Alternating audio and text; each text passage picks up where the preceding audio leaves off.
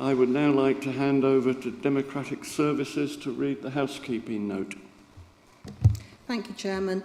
Please note that this meeting is being broadcast live on the Council's website and on YouTube. It will remain available for a minimum of 12 months. Please use your microphone when speaking and remember to switch it off. Please switch any mobile devices to silent. If the fire alarm rings, please leave the room immediately and use the nearest fire exit. Do not use the lift. Please go to the fire assembly point in the car park. Okay. Please would members introduce themselves during the meeting if not already introduced. Can we have apologies, please?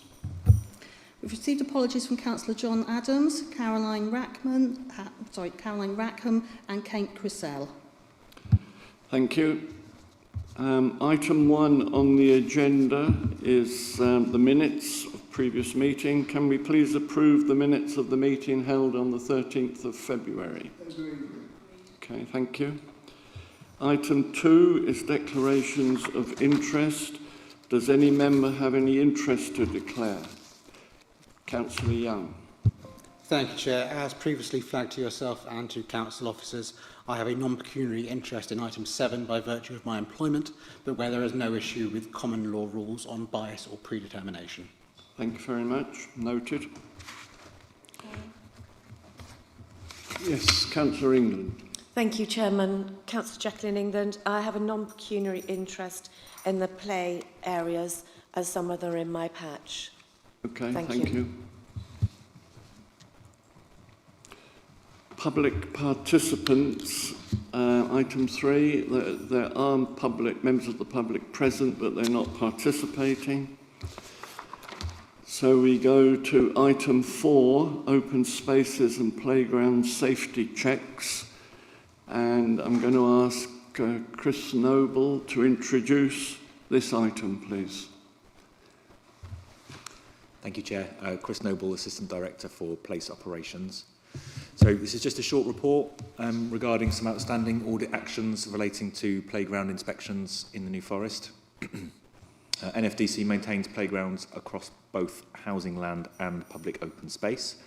And this report relates mainly to those on public open space, which are maintained by our open spaces and grounds maintenance teams.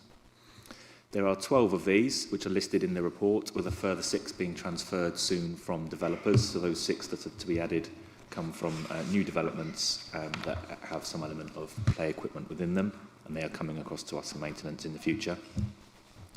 These playgrounds have a range of equipment in, but generally are of a lower risk nature. So mostly low equipment and static equipment as opposed to large structures or moving equipment, and therefore with a relatively low risk profile compared to other playgrounds you may see. We had an audit in 2023 which recommended 12 actions, 7 of which are complete, and we have 5 outstanding, which is the reason for just bringing this briefing today. The remaining 5 can be closed if we align to the Housing Landlord Service Policy, which was approved last year, which outlines the housing section's approach to playground inspection. And sections 7 and 10 in the report describe how this will enable us to close down the outstanding recommendations once this alignment is complete. That option of alignment was considered preferable to creating a separate policy covering public open space play equipment specifically. Myself and the team will oversee that alignment and, once complete, work with audit colleagues to provide assurance and close down outstanding actions, which will be reflected in the next meeting. That's all, Chair. Thank you for that. Just to clarify, how soon do you expect to complete these actions? Within the next month, and certainly within time to come back to the next committee meeting to report back that those have been closed down. Okay. Before I ask members for questions, I'm just going to ask internal audit to tell us whether or not these actions will satisfy your audit findings. Yes, the adoption of the policy and any other residual bits that I'm going to obviously meet up with Chris hopefully after the meeting just to sort of tease out if there's any last sort of elements to do. But certainly 4 of the 5 actions will be completed in full, and there's just one element that we just need to pick up with Chris, but as he says, we'll give the full update back through to the next committee. but certainly satisfied that it will address the majority, if not all, of the residual observations. We've also, obviously subject to agreement, it's an item later on in the paper, we are proposing to do a full follow-up review of the play areas in the 26-27 internal audit plan as well. So that will provide further confirmation. Okay, thank you. Any member have any questions? Yes, Councillor O'Sullivan. Hi.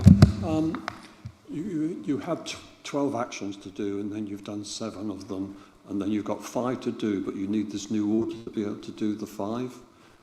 So what was the difference between the old and the new? What makes that those 5 need to be done differently than all the rest? So the 5 outstanding actions are mostly around us making sure we've got the right policy and inspection regime in place for the playgrounds, which the team have been working on. We were working on developing our own policy, but because the Housing Service have developed a policy, it makes more sense for us to align with that. And so them having done that at the back end of 2025 last year, gives us the opportunity to align with that so that we have one policy and one inspection regime across both housing sites and public open space sites. So it's that opportunity that's given us the final piece of the puzzle, if you like, to lock down those last 5. I would offer some assurance here that throughout this period, the required physical inspections of playgrounds have been carried out throughout, so that it's not like we've been at increased level of risk because we haven't been doing any of that. It's just been getting the right policy in place to set that out and cover it, but in practice, those inspections have been taking place. Councillor Wade. Thank you, Chairman. I've got a couple of questions. For the ones that we look after, do we clean them out on a regular basis? Or do we get the parish councils or town councils to do that? That's the first question. And the second one is, on the sites that are due to be transferred, do we have a common standard that these developers should install them to?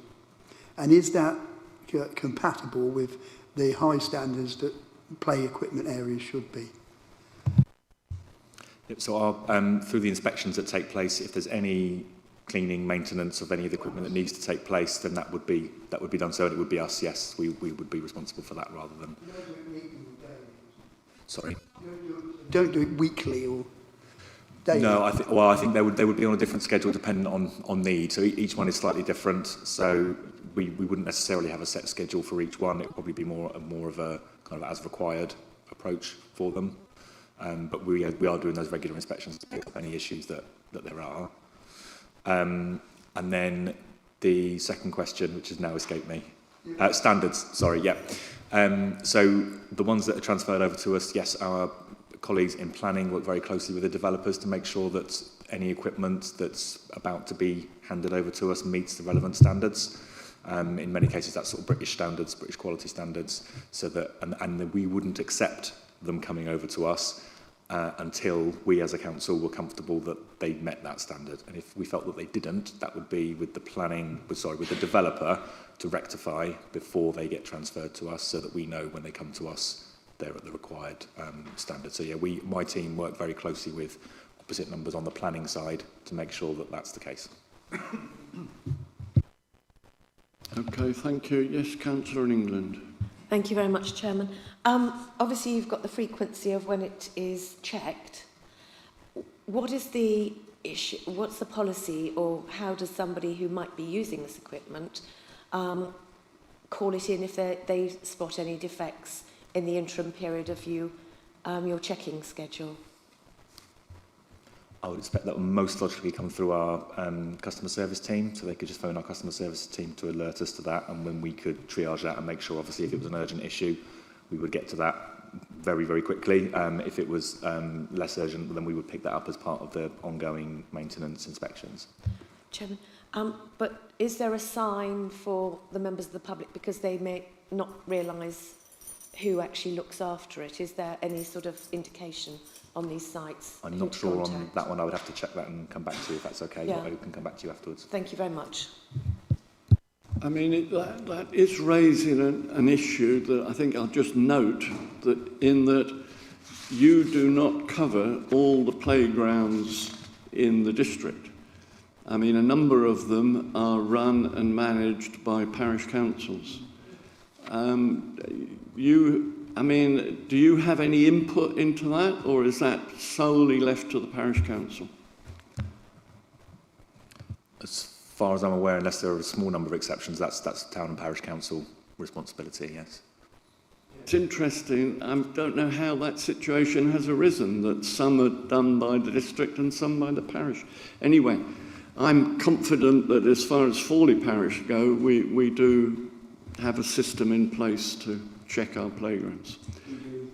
And as does Hythe, I'm sure. Okay, so we have a recommendation that we note this proposed approach. Are we happy with that, committee? Okay, thank you.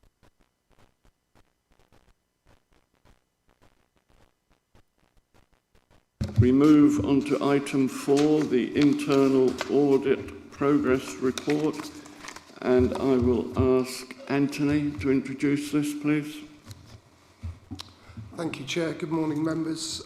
So this provides our progress update in terms of delivering the 25-26 internal audit plan, which was agreed by the committee back in March. But if it's okay with yourself, Chair, I'll hand over to Joe to run through the detail. Thank you. I'll take it as the report is read, but I'll run through some key updates from it. So pages 18 and 19 of the agenda pack outline the background and purpose of the report. Page 21 leads into the rolling work programme of the audit plan. This gives the details of all of the audits in the plan and the progress made against each one.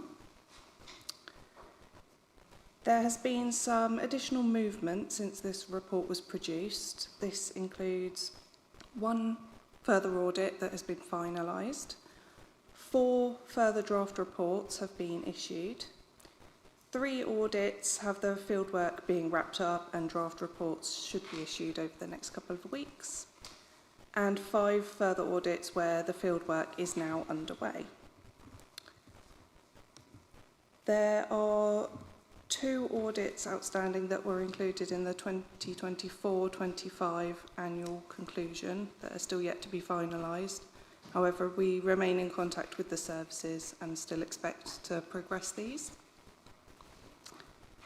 Page 24 of the pack outlines all of the changes that have been made to the plan. The more recent updates on this are that there are 2 IT audits that have been deferred onto the 2026-27 plan, the report of which follows this one. On page 25, you'll find a summary of the recently completed audit on engineering works, which came out as a limited assurance opinion. Page 27 outlines the position of the management actions, and it's worth noting that for 2 previous audit areas, all actions have now been complete and those are no longer being tracked. Pages 28 to 30 provide an outline of the overdue high priority actions. So in relation to the open spaces playground actions, as already discussed, the new policy is being adopted and we're expecting to be able to close those actions following some final discussions. In relation to the health and safety actions, the standard operating procedures were being drafted and under consultation, and then the action on training can follow. So again, we're expecting that one to close relatively soon. Page 31 also gives an outline of the low and medium priority overdue actions. Annex 3 on page 32 shows progress against the performance measures of the partnership.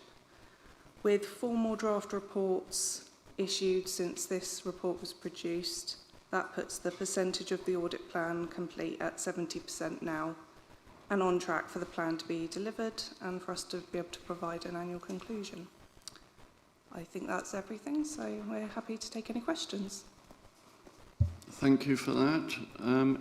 Anybody? Councillor Wade. Thank you, Chairman. Yeah, I've got a couple of questions. First of all, the engineering works, it talks about a very manual process for recording information, etc. Now, I believe this was this the one that came up in the LGR board, something that we need to change against the backdrop of the local government reorganisation to make it compatible with other authorities? That's the first question. I'm afraid I've got another one as well. Limited is to shared working with town and parish councils. Now again, and this is going to come up a lot in the future, I'm sure, for many members, again against the backdrop of local government reorganisation, we're about to join with an authority which hasn't got town and parish councils, or one of them hasn't, anyway, easily has. We need, how are we going to make sure that this level of cooperation is raised so that in the transformation, that level of cooperation is transferred to the new authority so that town and parish councils are not disadvantaged going forward? I accept that that's always slightly. I think, I mean, I take your point, Malcolm. I think it's too early to ask internal audit to comment on that right this minute, because we've only just had the decision from the government, and I think we need time to assimilate that as to how we're going to address the questions in the future. Can I just come back on that? Okay. A lot of work has been done previous to this in looking at how we would assimilate with another authority holistically, without, I'm not suggesting the Southampton option. So the question I asked, but first one, was that the same engineering recording that was raised in the LGR board, or is this another area? And the other thing, I'm sure we've mentioned this as well before, there has to be any work done so far looking at the holistic process of how this will be done going forward. One of the work streams. Yeah, I could certainly take the first part of that, at least around the LGR board meeting. So there was a report taken to LGR board around a review of grounds maintenance and the services that bit of my service provides. So that is a separate area. Yes, so we'll look and make sure that if there are any obviously learnings from either piece of work that can be shared across the two, then we'll take that forward.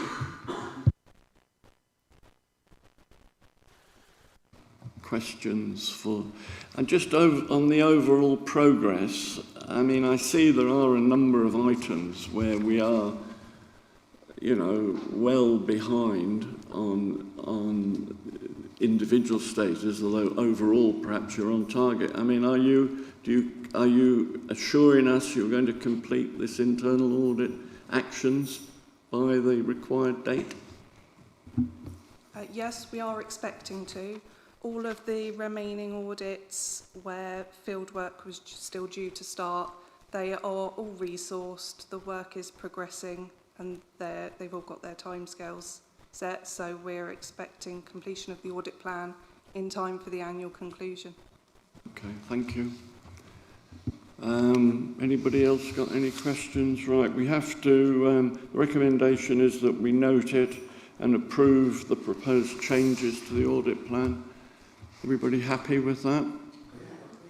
Okay, thank you.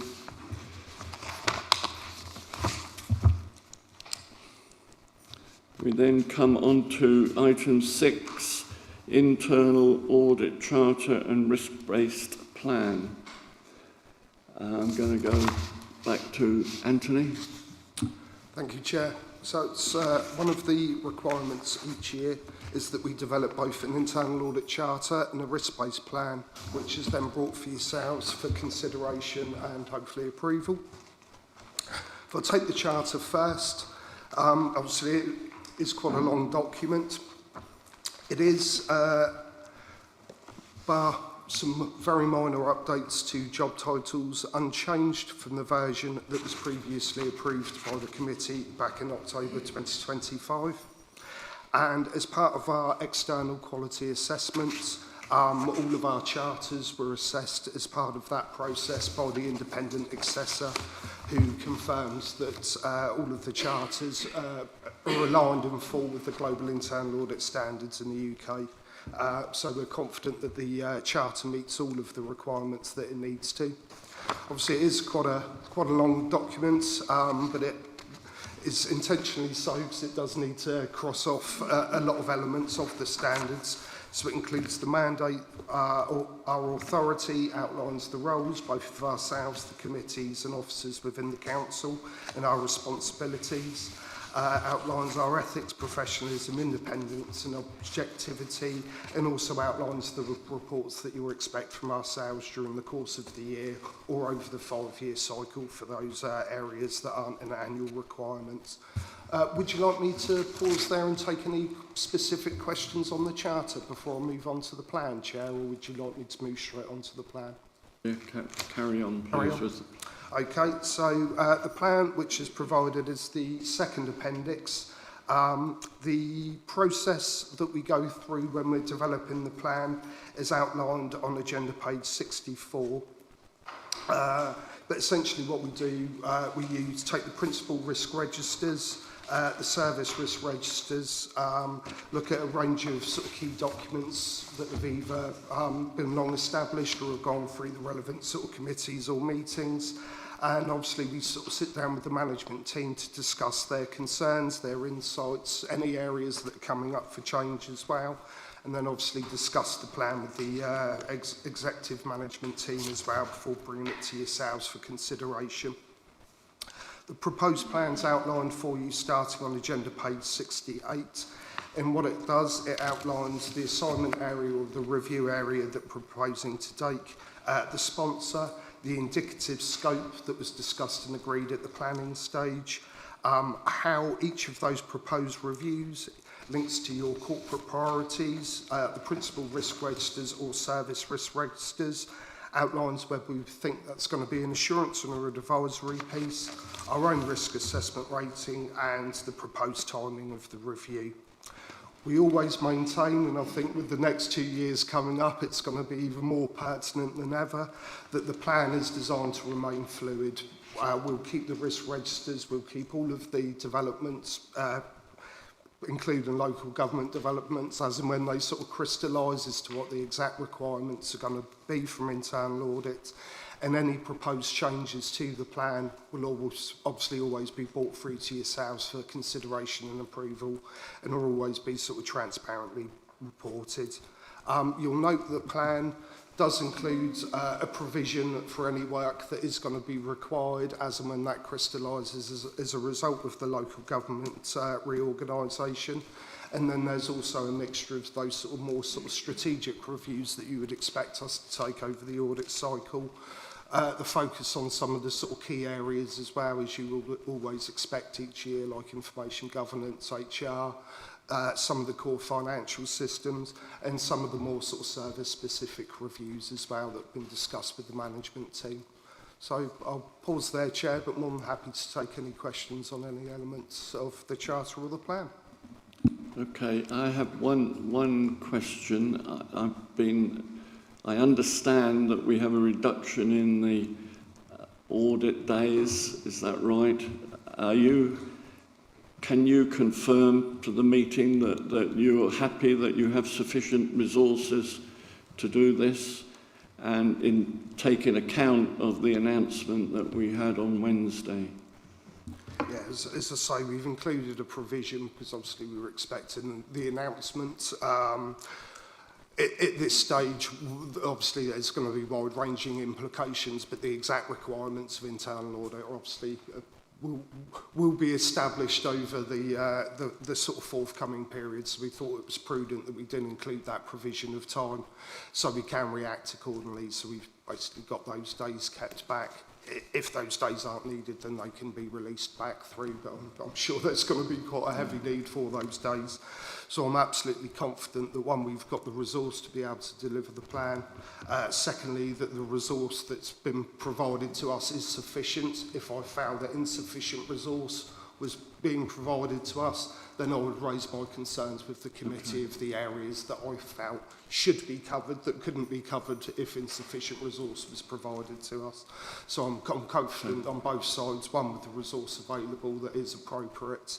It is a slight reduction. I think that's probably prudent, as officer time is going to be increasingly taken up with LGR and keeping all of the business as usual activity running as well. So I think that's probably prudent to reduce the draw on officers' time. But again, as and when things change, if there is a need for more audit days, then we'll discuss it with the management team and bring it back to yourselves for consideration and approval. Thank you.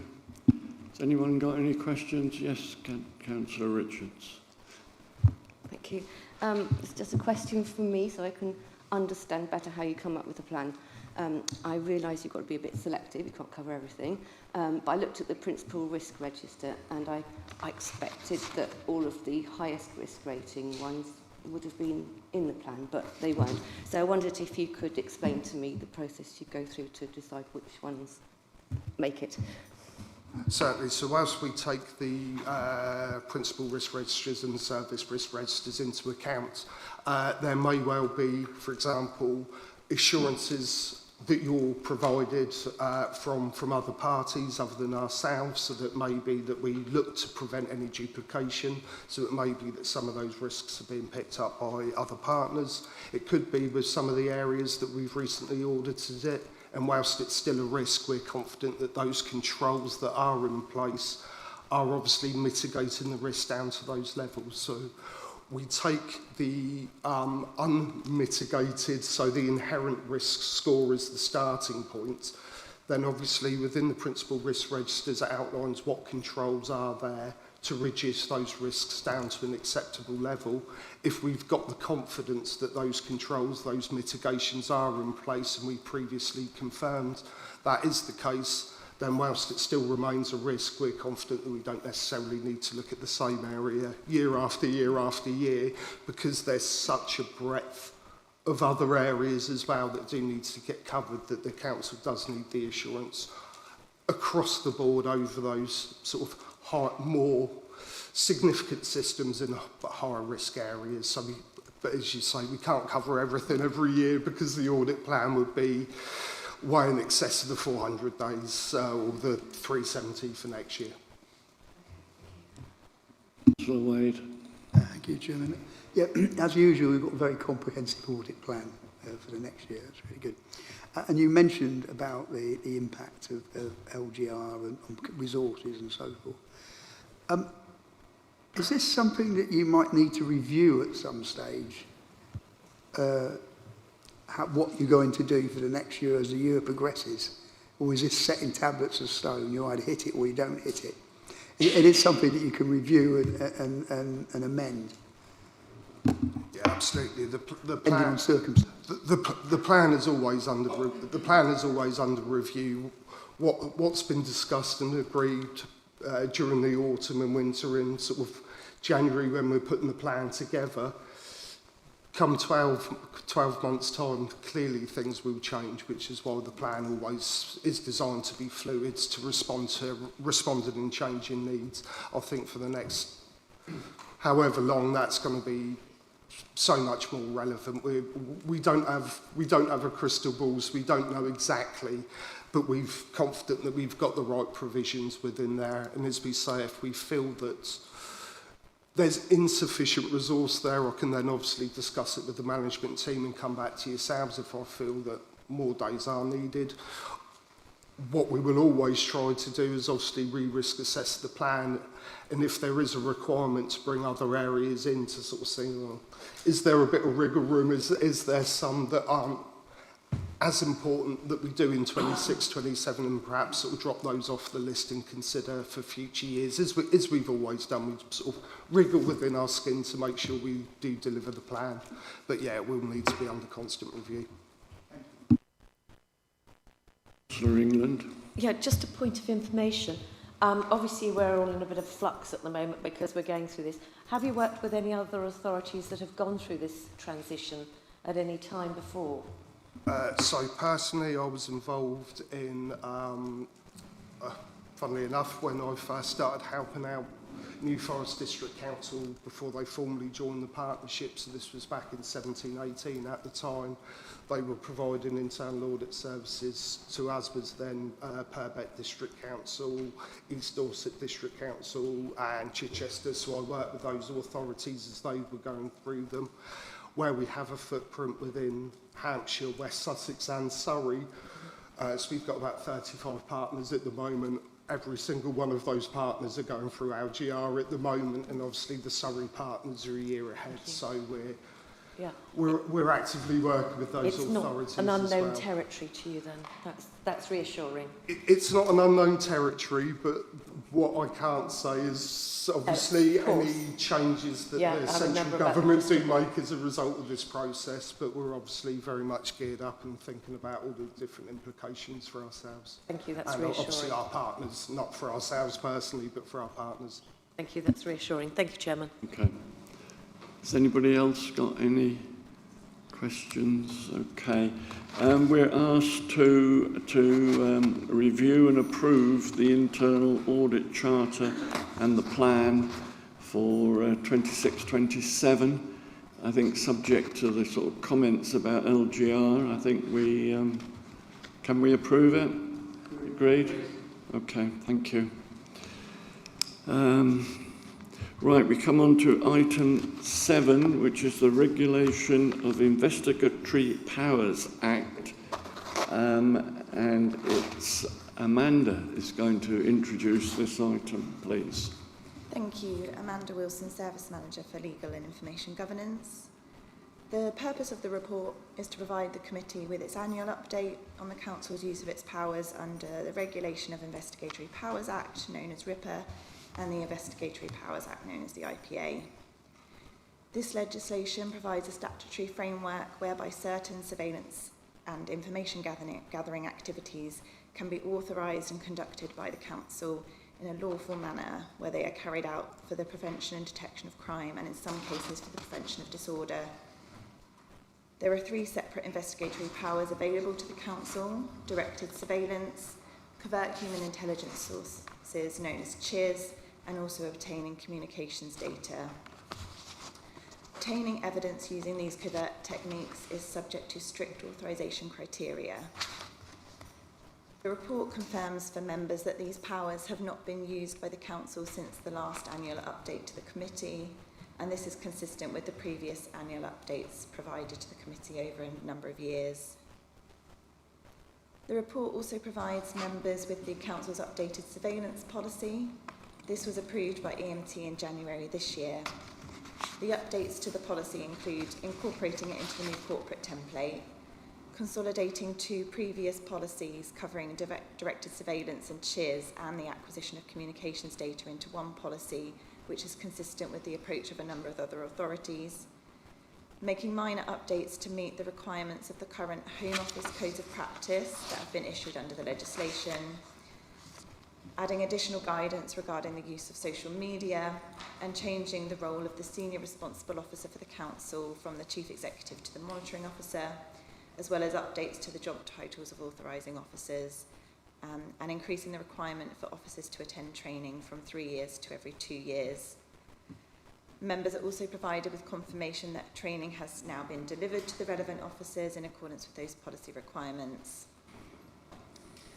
The report also confirms that the Council has been subject to a remote inspection from the Investigatory Powers Commissioner's Office, known as the IPCO. Since the report has been published, I'm pleased to confirm that the Council has received confirmation from the IPCO that everything is in order with the Council's processes and updated policy, and the next inspection will not be due until 2029, which will obviously be subject to LGR. And the recommendations for the committee are to really note the use of the powers and the update provided, as well as endorsing the surveillance policy. But I'm happy to take any questions. Okay, thank you for that. Has anyone got any questions? I think the main thing is we haven't got anything really to note, have we? Because there's been no use of these powers over the last 12 months. Is that right? Yeah, that's correct. Yeah. So I think we just asked to note it, and we endorse the surveillance policy. Are we, Councillor Wade? Curious, forgive me, I've been at the council a long time, and I've just wondered what we would use these powers for. The reason I asked that is I understand there have been some things within the council that have strayed into the legal area, shall we say. But I'm just curious, there's quite a wide range, especially some of the covert powers. I understand about monitoring people's emails. That might be something you might want to do for various reasons. But just curious, what would we use them for within our breach of service, breadth of services? Thank you. So the particular powers under RIPA are very limited in terms of where they are available to the council. So they have to be used in relation to our core functions. So that's our statutory powers. They can't be used for things like HR related issues or generally kind of monitoring of our property. So they have to relate to the core functions.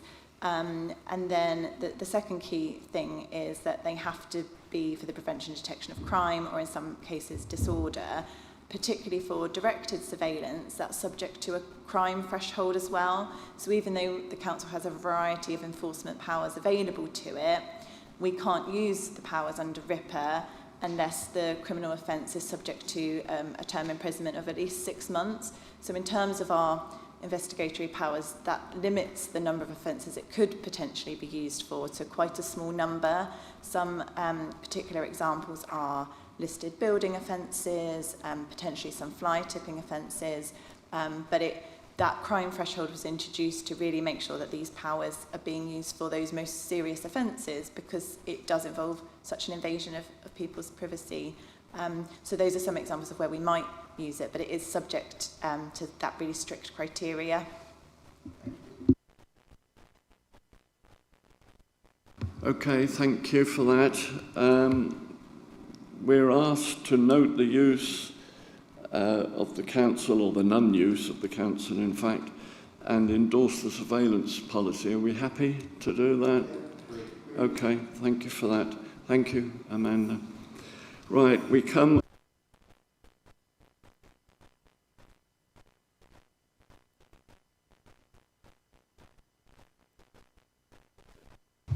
Chairman, can you use your microphone, please? Come on to work plan, thank you.